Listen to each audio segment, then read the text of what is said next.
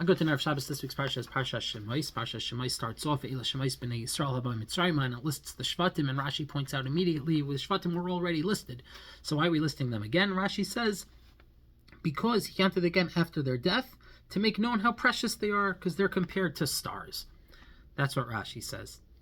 Rashi doesn't say why stars are so precious to Hashem. Why are the stars themselves so precious? So Rav Drak has a beautiful insight into stars. And he says in the name of his father that every part of Hashem's creation, every part of the Bria was done with a purpose and had some benefit to the world. The stars, however, really did not have any benefit in them of themselves. In fact, they weren't even supposed to be created originally. The only reason that stars were created, the Medrash tells us, is because there was originally just the sun and the moon. But the moon's light had to be diminished.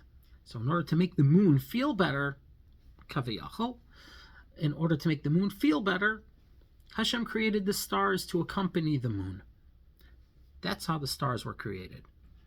It comes out that the whole purpose of the creation of the stars was just to comfort the moon and to prevent it from feeling bad. So that's why it becomes precious to Hashem. The whole creation of stars was only to make another entity feel better. That is something that is precious to the Ribbono Shel Olam. He cherishes that. He cherishes acts that are done specifically to prevent someone else from being hurt. Hashem's goal is to do good for people, for all his creations. Anything that involves doing good, Hashem values that. That's why they're so loved.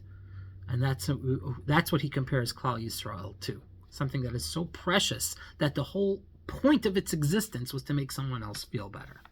It can also shed some insight into the pasuk Haroifei L'Shvurei Leiv Hashem is the healer of the brokenhearted, and he counts the number of stars. What's the connection between the two? Based on what we said, we understand very well what the connection is.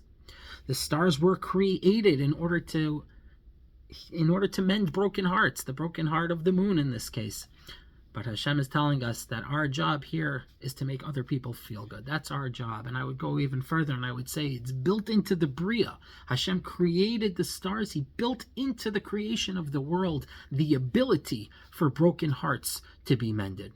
We should all try to realize that this is something that's very precious to Hashem, to make other people feel good, to make other people feel better, give them chizuk, and do anything in our power to always try to help someone else, because that, at the end, is what's really precious to Hashem. Have a good Shabbos.